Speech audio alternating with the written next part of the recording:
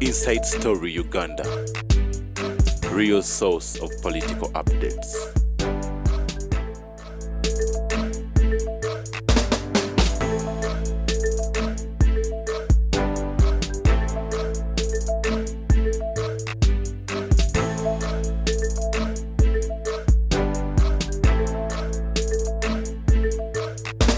Zinalirwanirira erya coronavirus sanitizer nze lyeri nkuumye wanga birala byebikuuma ku bino ku bya covid niyo yakuumye ate strategy kati bantu balina strategy kaakati waliwo vaccination naye abazungu batandise okugamba mbu ate ofunayo simanyi booster kitegeeza this issue is going to mumulowooza nti abazungu abayinvestinga mu eryo eddagala ne bayinvestinga mu masks sente baba bazijeeyo the best way is prevention n'okubayigiriza how to treat at home kuba sente bina isolation centers biki byonna ebyo kati tubivuddeko tugenze ku stage ndala kutulitingira waka kubeera waka nako existing and avoiding ngoroza nti malaria gwe bagema polio gwe bagema abantu bakyafu abapolio tebaliyo je bali so the best way zemba yamba atenga tebansasula obayamba government yamba atemba zibansasula okola bwanna kyewa oba bwagazi bwa government yo following and people respect what I say kubanga twakalikodi yange erikiria kati mwemba wa otuwa kovanio instant and sanitizer kubanze nabagamba nti wegemere kinyanguira mangu lwansonga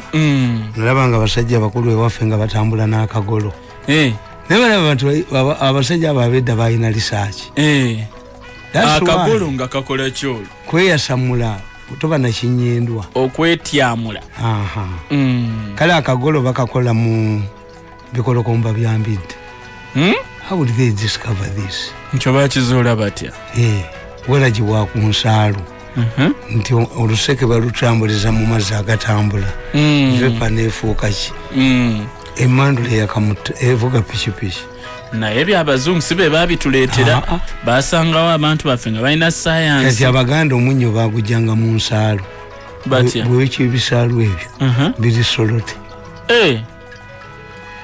soko mbuulireko kyobulaba nti bana bakimbo wabaani abo baba bazze mu habo singa tebasanze badokita nambatya ono omusajja yakola ajjanjaba cancer with evidence naye olwokuba tali approved bayi bazungu babisayira ensinga naye nga lwaki ovali omusajja nga bamuyita muguluma ngaakola ne omonga alina kyatakola emundu zaaliyo ewaffe mukyalo ebuddu ku kyali kyoffe kwaliko abagezi abayitirivu yes naye kakati bino ogenda n'owulira somi bakoze baasi ziri luddawa that is assembling kayola manufacturing and assembling, they are two different issues. Are you assembling or you are manufacturing? Because we cannot go back to developing a wheel. Kubange you already yakolebwa. Tulina kuyiya kipya. Ndio mwana yayiyize mmotoka ng'emipiira gy'Abajapani. Nyingini y'Abajapani. Ati yayiyiza kyo kuyiya kiki. Okuyiya kwe kuzuula ekipya ekitabaddeewo. Yakoze ennyonyi tetukyaddayo ku ba White Brothers. Balina tuga nti no bayongedde omutindo okukibaddewo. Olina kwongera ku kino ekiriwo. Kakati zengenda neneewuunya. Ezo emmotoka zemuyita kibina. Bw'ogiraba esituse bweti bakuga nti erimu ekyabatoolo. Ekipiira. Bagibinula abatoolo. Eyo ebinuse eyo ate tegwa. Kakati mathematics bamuyigirawo. But we don't develop our local mumuli somanyi professor we makere yayiza kino bya bulimba yayiza parties mu papyrus somanyi abo tibalina kye bakola those are completely useless people somanyi yayiza ventilators yayiza babesente za Museveni za innovation ne ventilators ze bayiya zilirudda twazulira mu biseera bya covid nti balina bye bayiyiza singa bayiya gogamba singa ba professor bamwe bayiya singa tebedimira emisaala where do you find professors going in a strike? Universities depend on patent. Kubanga kyoyiyize ekyo kutekako patent notandika kifuna. Ate professor yedima ati. How? Tikiriyo. Carolina nakunyonyola. Nembagamba nti bakabalega. Bebaali ba pioneers. Bebalwanyisa omuzungu bebateekawo eno new order. Naye abawandiisi b'ebyafaayo Professor Semakula Kiwanuka Bakalugire the pioneer historians bagendera ku by'abazungu. The bazungu cannot praise Mwanga and Kabalega. Bano bamusazi baali bannansi. It was mandatory. Nti ongeze enoto obwetwaze bagende bafune master plan. Okay. But the people who fought the British were Kabalega and Mwanga and Mutesa the first. Chevula bamboboso mu byofuzi tulina kye tuyita missed opportunity. Missed opportunity. Yes, tikati Mwanga. Era yensonga lwaki Uganda teina founding father. Teri yense teina muntu yagisimira musingi. Uganda teina founding father. Nani? Nawulira Obotenga byanda. Yatandikirawo yazimba musingi ki. Yatandikirawo gwe bakwasa obwetwa kirala. Bwe bamukwasa omwana yamulabirira. Omwana anini yamumukwakula. Akantu akali mu maaso ka speaker kalaba. Speaker akasati akali awo. Akakagundi. Akali wali nga ku Sheraton. Ikakutta omwana. Akakutta omwana bwe kati. Naye okuba omwana takula. Nako bwe kali. Nze bazzukulu bange bagenda ne balaba. Bagenda ne balanga okunywa amata. Bamukula bakanywa simanyi baani. Nga twasoma mu primary balanced diet. Can you educate a Ugandan on whether milk is important or not? Is affordability. Naye amata ko bakakola ki? Bagagala era buli muntu agamanyi nti gamuwendo. Ne jjajja lwaki tutugulya amata go bamukula ge ne bagagambwa. That's why they advertise that milk. Akugambwa. Kubanga omwana amabeera agatandikirawo. Agatandikanga yakagwa ku ngozi. Kandi balanga sabuni baba muyita geisha. Geisha. Geisha lasts long. Bazzukulu bange ne bongana nti tutuleetera geisha obwana tebukula. Akaseera buba mu bbaafu. Okuva emyaka gyonna. Kakati ne Uganda yali badde akantu ako nti after 10 years ono omwana yali bwati ne bateeka wakalala ne batulaga step nti kati uno hayavu naye omwana gwe basula mu 62 ali awo mu maaso ga sipiiki era akyali baby stunted. Wano gundi yali agala okulya sente ez'obwereere. Ani oyo? Generate mwene. Naga nti mukyuse moto ya Uganda. Mujjeko ngaali is a humble bird. Mujjeko ki? Kubanga eggwanga terikola. Tuteekeko a working nation oba enjuki. Babimanyi. Indomitable lions. Empologoma ezisatembwe eza Cameroon. Indomitable lions of Cameroon. Zali tutte ku kikopo. World Cup. Ate amavubi. Amavubi ne mu World Cup tegagendayo ne mu Africa Cup tebava mu kibinja. Do Ugandans even know the importance of ngaali eyogondi? Uganda crane. Nti ogiraba n'okutambula tetambula. Teri hambo. Wano bagenda ne baleeta bus. President yaleeta bus. Ne bagironkinga ndi ke kabonero k'enaalemu. Basi. Mvuka bali bamuyita mugenyi Mugabi oba yalaga wa. N'agamba Museveni ti bus eri mu bantu. Bus eri mu nsiko. Bus temuli musiraamu. Nembaga abange. Every political symbol is abused.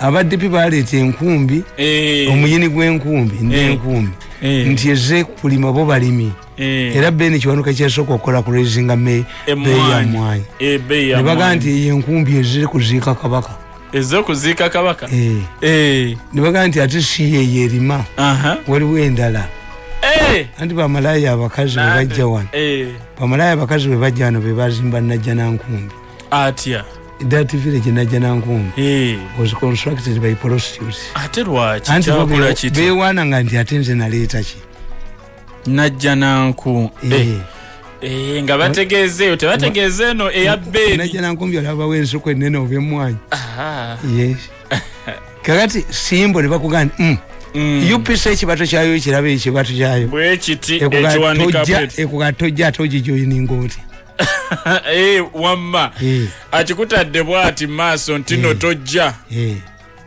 kabaka yekka ne bagituuma Kirio wa Serefu Kirio UPC the United Protestants of Canterbury DP dini ya papa dini ya papa kakati gwe once you come out with ekintu kyo that's why me I don't retract what I've said kyoyogedde mwankutte bubi nedda tewaliro bankwata bubi kyoyogedde because manyi the moment you deviate from your position you are working for the enemy kituufu oyina kusigala ku ekyo n'okiyimirirako omusajja bamuyita Kibuuka ki yali wa sipi kasajja kali kamatanta nnyo nga kasiba bottayi baakayoola kagamba mu national Rwandese movement erwa NRM bakayoolerawo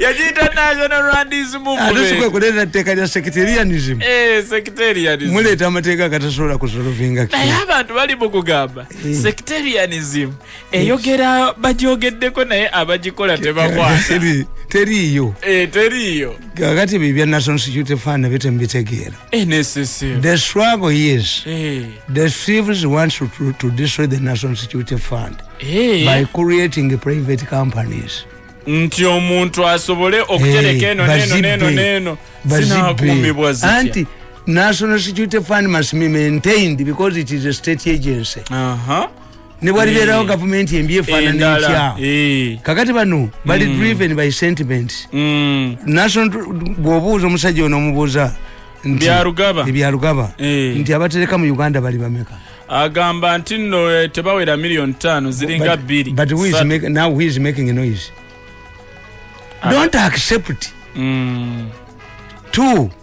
nti gwe abakozi bameka abalina National Security Fund kuba company ewaayo nekwongererako how many companies ezisindika sente mu National Security Fund company ntono obanga sente ziri ennyingi zakulema okukozesa ne bakuterekera 15% zirizo wazikolamuki ziri eri zewalinga ofuna kuba company ekusalako bitundu 10 bitano ku buli 10 if you are facing COVID problems what about the teachers union that ejja kubasomesa 1% ku misaala gyabwe lwaki yo tejjaayo ku sente like a National Security Fund nebawaayoko abasomesa kakati mukizanyiremu n'ekyo nalabye mbw abemakere ba withdrawings withdrawing achi nedda mbakuba ebifaananyi because a private company bwekola pusinga mutunda asete temubimanyi kati ndaba MTN ndoza namwe balangira MTN yagatuguleyo shares anti shares egenda kukola ki nange anti you raise capital you can borrow from a bank sources of money you can borrow from a financial institution you can sell shares but you tell us you are raising funds to do what? To invest in what?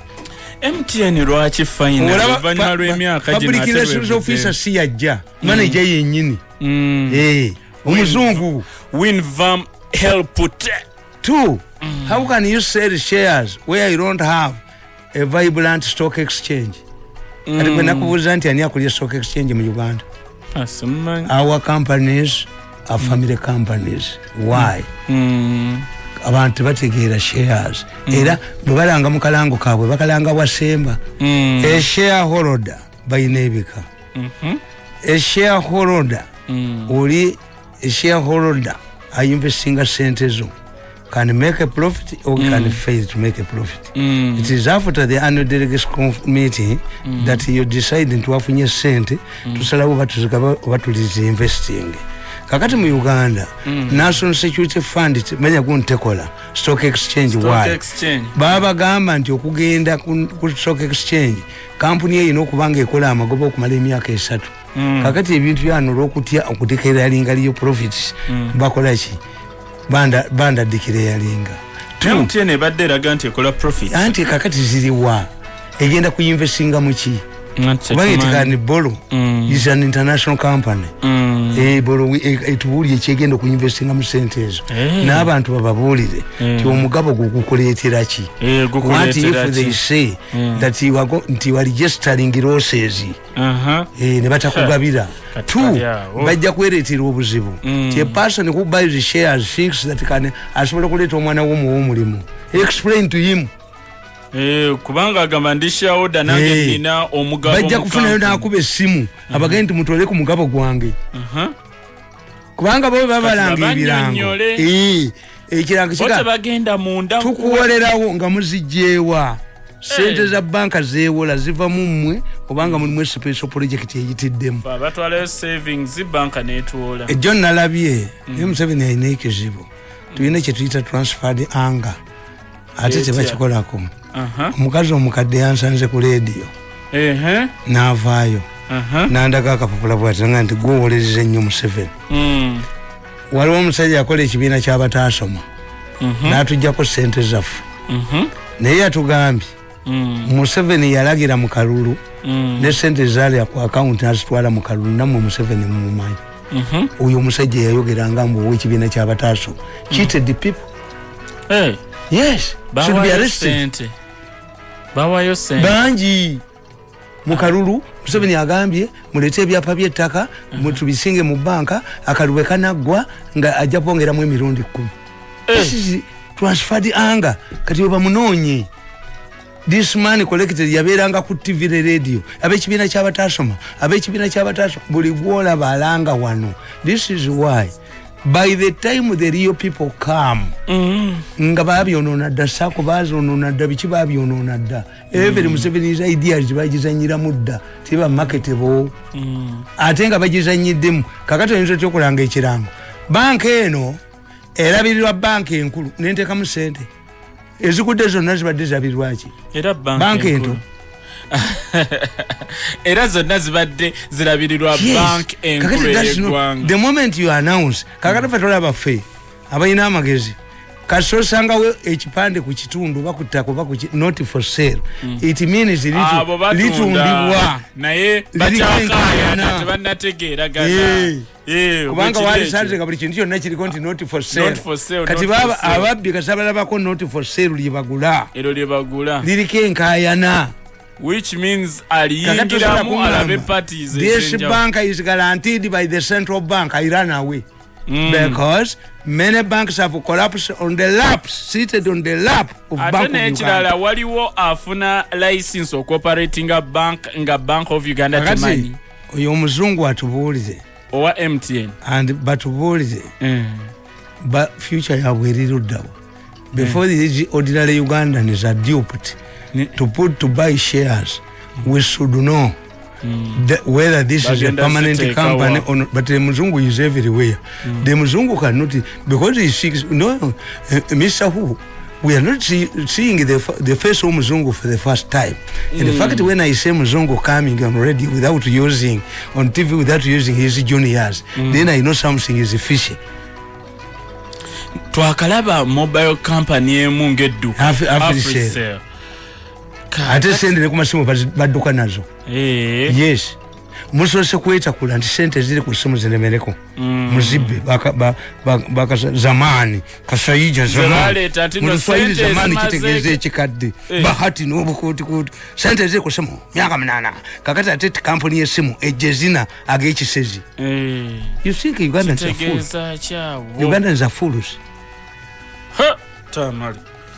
Tamale kino ekintu gwe akisabuukuludde tubadde tukyakiraba bulabi anti bagula kati ab'MTN wange tebayinza kujjayo mbadde sinakitegeera bulungi wange bamanyi nti oyo talya kikumi nalabye abasajja basajja babiri nga batudde balaba ku byuma byange ne bagamba we fought to this man thinking that he is a Catholic mwene namuga nti is not a Catholic kyansanyudde nnyo baali balooza nti omukatuliki yabendinga mangu anti omukatuliki ayinayo kitaffe mu Katonda eri anaamugambako ne bamugamba nti oyo muveeku oyo si ne kitaawe mu batisimu anaamugambako munnaabwe bamubuulidde nti omusajja akkubye tojja mumusobola why isolated the meeting manzirabo even yesterday na meeting jenadenda very interesting meeting for you don't know Yesu yagamba bayigirizwa be nti mwebase temunsabidde nabo okaseera kana akakazi mirundi esatu naye nga buti bategeera kyagamba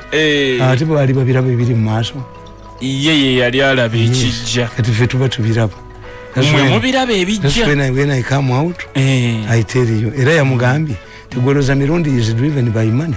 Mirundi is driven by integrity. Integrity. Company yonna ne bwegwa baganti ekyayina goodwill. Kyobola bakomyawo new gundi kitegeeza original. Yayina bwojogerako. Ngabola ba Benz. Bakola mu classes ezenjawulo ninga kuvadda Benz zikala Benz. Yeah, until the new member.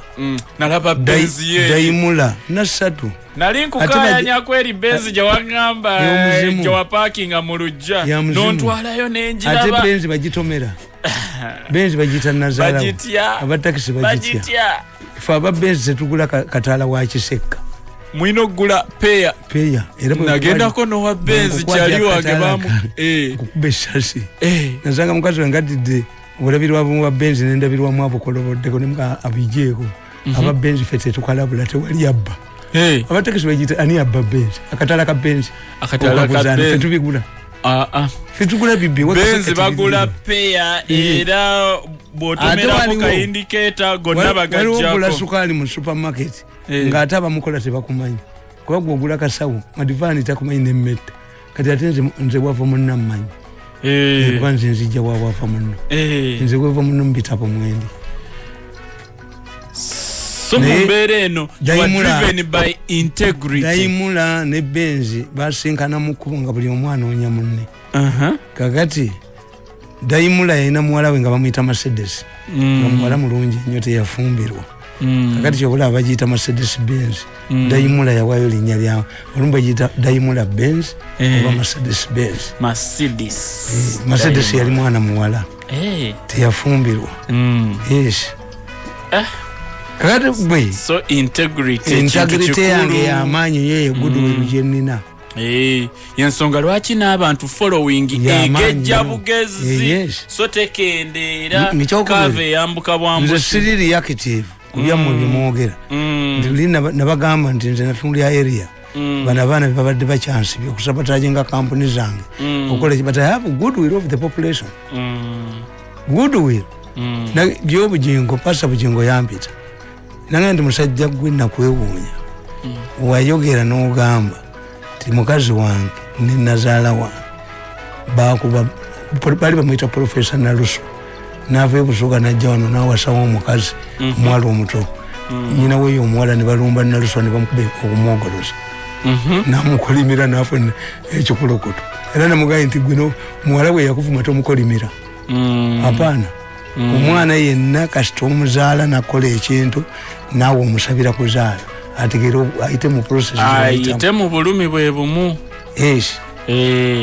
naye yali tamumanyi bijingo yali tamumanyi yali takumanyi no anti nga tandabangako I defend people bijingo n'abagamba nti mulimu mukyusiza bayibuli ne bamuwayiriza nti yajokeza ne mbagamba nti bw'osoma bayibuli John yagamba Jesus yagamba talikyusa bayibuli eyo n'agikokeramu ebitaliimu alyokebwa omuliro mungi yes alikyusa bayibuli eyo n'ateekamu ebitaalimu yes ajja kangavulu kubanga yokulani original yayo esigalawo mu translation kakati bano bakyusa mu nnimi. The Bible has undergone the Jerusalem Bible King David version simanya a translation kakati imagine singa omuntu ajjewo n'omwanjulira nti ono mukyala wange ono nga wa myaka 4 oba wa 10 police ekwata defilement ako kalamuko kati what if atali Muganda translate nagamba ekitegeezo yayina omukazi wa myaka 4 yayina omukazi wa myaka translation ekyuka okusinza ku nnimi ez'enjawulo and your understanding kubanga eno yava mu Luhiburo mu Lugiriki ne mu Lwebbulaniya kakati abakatoliki babagamba ti Yosefu yali muwavu abakatoliki tebagamba tiyali mubazi ekigambo mukyavu obubazi bakiri kyaliyo nani kiva mu nekiti something a designer Yosefu yali omwavu kitaawe yafa muto nazimbira ne bannyina amayumba n'atula ku lukiiko lwa yeekaalu gye yasanga Zakariya nga Bikira Maria abeera wa Zakariya omwavu yalitudde ku lukiiko lwa yeekaalu nti Yesu yazaalibwa mu kisibo kya nte waliwo Seraton ne bagirekawo oba that was the best at that time era kyekyaliwo kakati when you are translating waliwo ddwali waliwo Seraton so you see for us when we are analyzing things tutwala obudde tetulowooza nti am reactive kakati olwayo njagala okubabuulira nti ebyo byonna ebitawanya babeesigyabo ne babuguutana mu People's Front for Transition kiva kuki they don't know this current situation tebamanyi kigenda maaso nakugambye nti tuyina kye tuyita miss opportunity Uganda twamisinga bamwanga tetukyabayina naye ate bamwanga singa bakwata eggwanga twali badde nga Ethiopia abaminsani baaligenza abaki bonna tetwali badde na missionary development yonna abaminsani bajja wano ne batukolera kye tuyita accidental benefits schools hospitals ani ono Heskes Bell yakola Port Bell n'ateekako steamers kubba wano Pamba namwanyi bedduke mangu okutuuka e Mombasa ne leerwe yali yakuba wano bintu bituusa Mombasa yes baffe batufuula garden kakati bwe tutuuka mu myaka gy'enkaaga gye nakubuulira nti era we missed an opportunity UPC ne DP balikoze government of national unity ne baisolatinga Mengo the country would have been different singa DP ne UPC bakwataga crisis yes if Obote was a Democrat ne bwe yali bavuddeko Buganda yalina 21 constituencies ababaka ab'ekitole he would have created more constituencies Museveni bwakoze constituencies zenjawo n'akujula eri so that was a missed opportunity kakati today when you were serious analyst Uganda yaddayo mu mwaka gwa 8 yaddayo okulonda kuno kwe tuvuddemu okwa 2 kwa 8 mu January kwa 8 kwennyini lwaki biki ebifaanagana ku kulondo omanyi bagamba mbuwandiikira wano kano nakawandiika leta ndabe bagamba president mbwabutaba nabo ne babutumya kandabe wakawandiika ku Lwokutaano July nga 10 omwaka 2020 mu makaago e Kabalagala ku ssaawa 8 July nga 2020 kakati nakugamba nti natunuli okulonda kuno nga kufaananira ddala okwa 8 naye ekituyambye Museveni Sobot tugende mpola Bobi Wine ne Semwogere bafaanagana lwaki Bobi Wine kikyafaanaganya Semwogere bafaanagana we are lacking Obote Museveni Sobot but all the situation manya Musega yagamba history does not repeat itself fools repeat the mistakes other fools made in the past. Nti ebyafaayo tebiddiringanwa. Wabula ababuyabuya be baddamu ne bakola ensobi ez'abalala ate ze bakola. Kakati ate mu political science bakugamba history does not repeat itself, but a similar situation emerges with the different key players. Nti ebyafaayo tebiddiŋŋanwa naye ensonga ze zimu zikomawo nga naye mulimu ku luno ba actors oba abantu ab'enjawulo. Kakati ya America mulimu ba president abafaanagana. Ngani nani? But at different intervals. Kakati nakugamba no tinatunuulya akalulu kano nga kafaanana akakinaana era ne mbawuuningirawo ti bwemukazanyiramu tujja kufuna ebyakinaana. Naye tebakazanyiramu. Mainly because of Bobby Wine. Lwaki? Bobby Wine, the real people abali analyzing politics wa Uganda bajja muteeka mu kifo kya njawulo. This is the person that we have been lacking in the opposition. Bobby Wine? Yes. He has many weaknesses, he has what? But when you analyze him properly, he is an opposition leader Uganda has been looking for. Gwe tubadde tutayina. Yes. Nkugamba the electoral dangerous signals before the 1980 elections. The Electoral Commission of 1980 was appointed by Paulo Muwanga without even consulting stakeholders. Uganda was divided into 124 constituencies. However, the constituencies were not based on the population living in those areas as per the norm. UPC took advantage of gerrymandering. We call it gerrymandering. You create smaller constituencies in areas where you have support. Joina obwagizi obungi oyongerayo obupapaji ekikoze NRM yasalaasala ngeri western negenda kakati bali enjawulo yokka nga wano tesalawo mu Buganda amanya gatwalibwa mu parliament okugasunsula mu kinaana Muwanga yakalonda chairman wako Chikira secretary general Gundi Wali Sekono he did not consult anybody. Ye yakalonda mbayi the committee did not help as I put very military commission yasalawo busazi. UPC took advantage of gerrymandering and created various constituencies in areas they were sure they had support, such as Apache North, Apache South, Apache West, Apache Southwest. The whole of Busoga region had 11 MPs.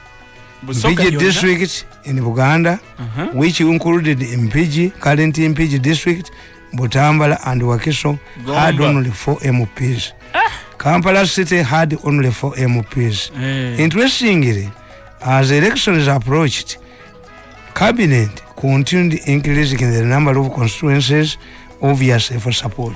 Nabano bachikoze. Nebano chebakoze.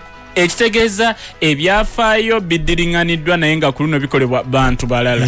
Other key players and political science vote quoting. What is missing is Obot. Ate yo Obot ekyanjawulo. Tefanana ya Bobby Wine. Obot ate ye. Museveni tafanana Obot. Obot mu similar situation ye yakola ki? The current Electoral Commission is facing credibility challenges, mainly from the conduct of its chairman, Justice Simon Byabakama. First and foremost, he is new in the job. The law requires that the commission should retire after organizing 2 elections. I think this was intended to inject new blood in the commission, but it is a wastage of experience. It would have been better for commissioners to retire after reaching the retirement age for civil service. This would ensure experience and continuity because each election comes with the challenges and therefore requires experienced hands. Kakati ate president yakola. Electoral commission we bamuzanya. Ne bali jesalinga ekibiina kya Bobby Wine. Ekya NUP National Unity Platform. Ate yagobani. Yagoba Lwakojo nagoba omwogezi talemwa person. Lwakojo yamugoba. Nena babuuza nti okujjako miso kitongole kyecha ekikesi ekyasigala kimonitalinga Lwakojo. A man who has been running the Electoral Commission would be locked up bani mugali would have been put under house arrest. Mukazi we teyayitamu. Mukazi we yayitamu egomba. Lwakojo bamubuuza. N'agenda mu parliament kati ye ssentebe w'akakiiko k'ebyamateeka mu parliament. Era mugezi nnyo mukyala mugezi nnyo. Mukyala oyo Lwakojo Robina. Lwakojo bamubuuza nti wayi waggulu tulondani nti ebyo byammwe nze njagala mulonde mukazi wange. Because Lwakojo knew that Museveni will never give him another job. Kituufu. Yali amanyi. But the president overreacted.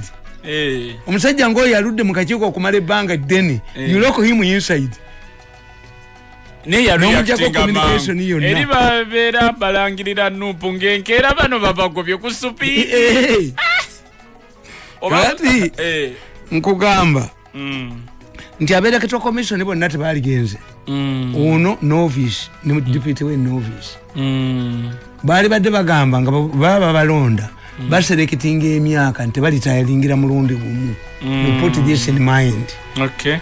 You put younger people n'abakadde so that the commission retains wabeera wabayina history but if the experience egenda omulundi gumu kati buli kyolaba tugenda mu kulonda peni zibandala obaketi babu twalubukamiramu amata egundi buli kimugula kipya twakibuuzaako nti no naye buli bwe tugenda mu kulonda tetubeerako nabye tutandikirako ate bagenze. So in addition to being a novice byamukama in election management, Justice Byabakama has a bad record. He was involved in a futile attempt to malign Dr. Besigye in a rape case which flopped. No lawyer or DPP could charge Besigye or any other person with rape based on evidence collected 2 years earlier. Rape and defilement cases depend on fresh evidence. The important ingredients in such cases are penetration, bruises, in the case there is a swaggle or semen stuck on a woman, a victim. These cannot be established after 2 years, and that's why rape victims are advised not to bail. The case, therefore, was a holding charge intended to embarrass Dr. Besigye and deny him ample time to campaign. Instead of campaigning, he was always in court. And the case was embarrassing. How can you elect a president raping abantu nenga ate kwaliwo ali nabagamba ndi singa Besigye yalina amaanyi ago agalinga engalabye nekanga badde ku Bulange ey'amayega nga alina amaanyi ago oba akuuma kamumula oluguudo singa weni atambula ng'asobola n'evidence esigalawo. But why didn't the opposition raise these issues? They saw a soft spot in Byabakama to blackmail him. Byabakama. Walaba bamugana. Walaba opposition bamugana. They wanted to blackmail him using the history. Bali muganyi. Nenkugamba. Secondly, the blunder the commission has committed is to try to negotiate with the political parties, which is not their role. Its role is to organize the elections and announce the results. The only time to interact with the political parties is at the time of nomination. It should be the government interacting with the inter-party forum to harmonize political party demands, not the electoral commission. Solving wrangles within the political parties is not the role of the electoral commission. The commission's other role is to mobilize voters to participate in elections. Actually, the commission takes charge of candidates, not just aspirants, who have not been nominated. It is like a headmaster caring about a student who has not enrolled into his school. But once the child becomes a student, he is given a copy of guidelines and the headmaster takes charge. Yadda mukulwana n'ababibiina. That's not your role. You have their party. Your concern is candidates. After they become candidates after nomination. Kastomala okubasunsula awo bavunaanyizibwako. Biri eri ebisigadde olwo bireka tobifaako. Yabiyingiramu. Naye nga lwaki ate babeera guided. Naye nkugamba opposition last resort. With all of the background I have provided, I now wish to address myself to the current situation where the opposition is threatening to boycott the 2021 election if it is not extended. The possibility of an extension is possible, and they know it very well. Secondly, no politician can demand for the ground, for the ground can never be level. Buli wawulira omuntu politician ayogera ku level the ground tekiriyo. Level the ground mu politics tesobola kubeera ekyo kituufu ekyo kimanyi. Even the president of the United States remains with the Air Force One. Asigaza powers ze. Ne bwe bamuwangula asigalawo naye nga consulting on until the inauguration ceremony.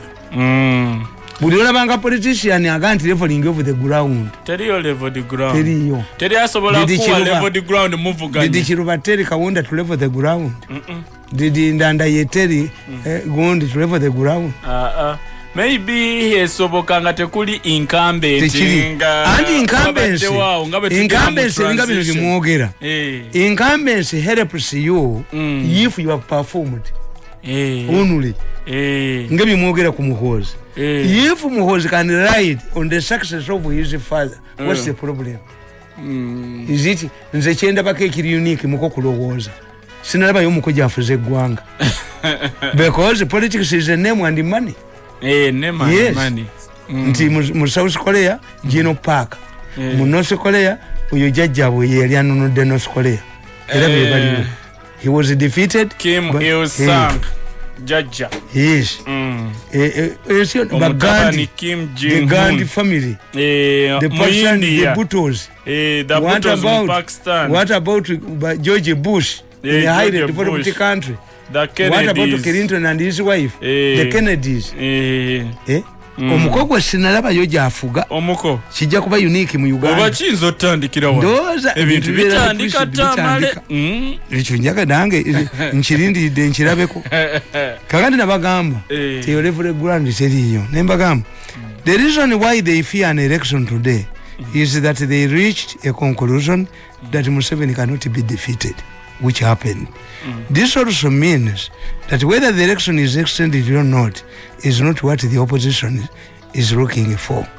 If they are surely interested in an election, they would direct their efforts to the real issues, like harmonizing the Health Act under which government is fighting COVID-19 as well as the electoral laws. You reform the laws. COVID tetujja kuba nkungana tukole bwetuti tujite abantu 12 si kye baaliko. Bo baali baagala kalukongezebweyo kakati nga bo bakimanyi nti akalulu kwongezebwayo bali bafunamu ki. The constitution does not provide for an extension of the presidential elections. If the president fails to organize elections and the power of emergency to the speaker. Tubula speaker bali bagala mujone bamulwanyisa. Nimbagamba mulwani yabwerere. Museveni tasobola kutala kabwa president. Omukazi akomoto banyuma emyaka. Ate constitution te yali. Kiremerayo. Namugamba kimute. Kwasamu ne kiremerayo. Na agamba nti ekyo mu malabiseera kati nemba gamba nti gundi wano nalimba nyonyola gundi elections nemba gamba alarming similarities of 1980 neze tubaddemu bifaanagana nabagamba the 1980 elections were preceded by a wave of the insecurity that was intended to intimidate the opposition. Many opposition candidates were arrested, prominent among whom was Sam Kaleganjuba before he fled to the bush. Njuba was picked from Wirale at the current Constitution Square and arrested for days. Upon his release, he joined the NRM and later fled to the bush together with his wife, Margaret Njuba. The killer squad introduced a bus which later came to be known as Mpawa Atalikaba, meaning that everyone will grieve. Medical doctors at Mulago Hospital were targeted.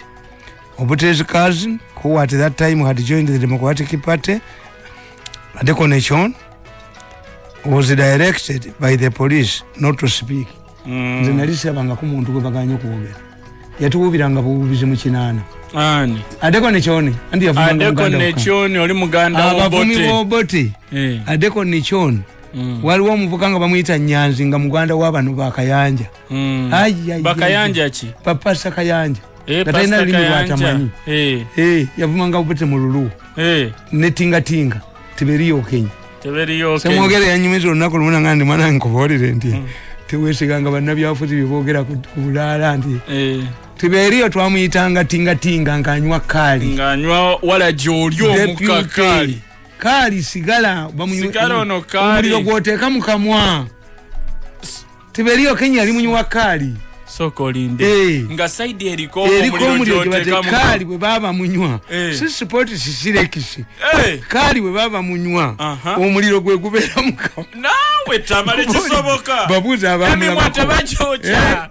Yavuma Obote Semogere yanyumiza nti yavuma Obote. Obote n'alagira bamunoonye. Semogere abatudde mu lugyalo ne mukazi we Rubaga nga musajja mukulu emisinde gy'aleeta.